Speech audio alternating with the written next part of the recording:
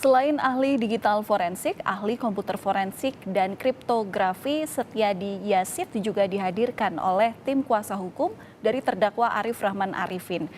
Pernyataannya mengatakan bahwa pentingnya dilakukan digital otopsi. Pada dasarnya, forensik ini adalah melakukan rekonstruksi dari peristiwa yang telah terjadi. Jadi kalau ada data yang terhapus, maka perlu di-recovery dan itu dinamakan otopsi yang juga berlaku untuk Windows ataupun Linux. Yang pada waktu sidang sebelumnya saya juga menanyakan hal yang sama kepada ahli, namun dicatakan bahwa dalam proses pemeriksaan yang dilakukan oleh ahli lapor, mereka tidak melakukan digital otopsi. Seberapa penting sebenarnya Pak di dalam kita melakukan pemeriksaan forensik, terutama dalam digital, untuk kita dapat melakukan digital otopsi itu Pak? Baik, pada dasarnya forensik adalah melakukan rekonstruksi dari peristiwa yang telah terjadi. Jadi kalau kita duga ada sesuatu data yang telah terhapus, maka kita perlu melakukan recovery. Dan tools yang umum dipakai itu yang dinamakan namanya otopsi untuk yang Linux. Itu juga berlaku untuk Windows.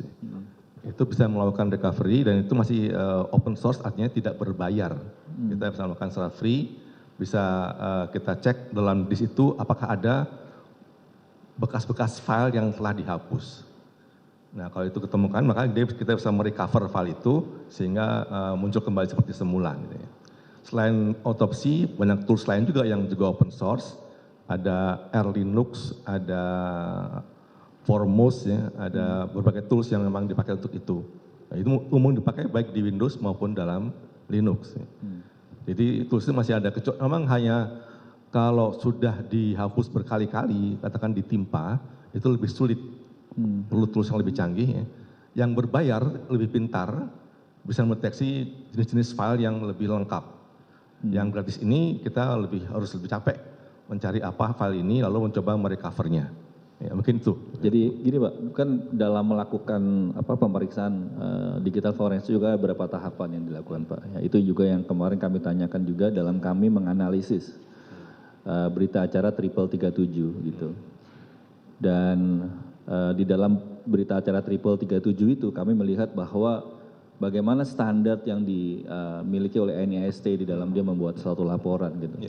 Dan itu saya tidak melihat secara detail tentang misalnya metode apa yang dipakai, lalu kenapa metode ini? Apakah juga memang dalam kita membuat laporan forensik, misalkan ada metode seperti tadi Bapak sampaikan, bahwa melakukan pemeriksaan atau merecovery menggunakan tools yang otopsi tadi, lalu kemudian itu juga harus disampaikan Pak dalam, apakah memang harus disampaikan juga tentang bagaimana yang dilakukan, lalu itu bagaimana sebenarnya harus buat laporan itu Pak? Ya, oke.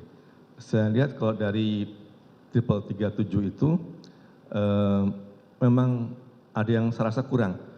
Sebetulnya prosedur untuk forensik digital sama dengan forensik biasa, hanya karena ada barang digitalnya, maka ada perlakuan khusus. Jadi barang-barang yang digital itu sejak diambil dari TKP harusnya dibungkus dengan kantong forensik yang anti magnetik, sehingga kalau ada petir dari jauh pun nggak terganggu. Nah saya lihat dalam BA 337 itu tidak ada.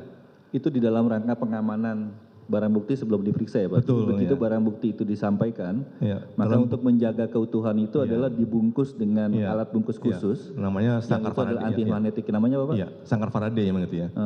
Itu dia tahan terhadap gangguan petir dan sebagainya. Setelah itu dia akan dibikin image-nya, dikopi dulu, lalu barang bukti asli ini disimpan. Yang diolah kemudian yang kopinya. Harusnya begitu ya. Nah yang saya lihat kemarin yang dari BA 37 itu semua barang aslinya masih dipakai terus gitu ya.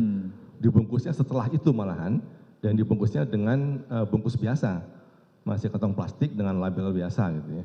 Jadi, apakah ada kemungkinan Pak, saya melihat kemungkinan ya, kalau misalkan yang aslinya itu digunakan terus dalam pemeriksaan, apakah ada kemungkinan akan ada corrupted terhadap data yang di situ atau bagaimana Pak? Atau ada kemungkinan karena mungkin human error sehingga membuat akhirnya ada gangguan atau apa jadinya corrupted terhadap datanya itu.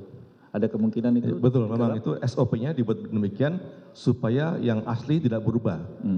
Dan memang lalu ada waktu mengcopy itu pun ada namanya anti block writer untuk mencegah si pengguna itu menulis ke yang aslinya, sehingga yang asli nggak berubah.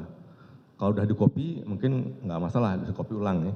Jadi memang ada prosedurnya tuh spesial untuk mengcopy tadi, membuat image tadi menggunakan block writing itu, sehingga tidak tertulis ke aslinya.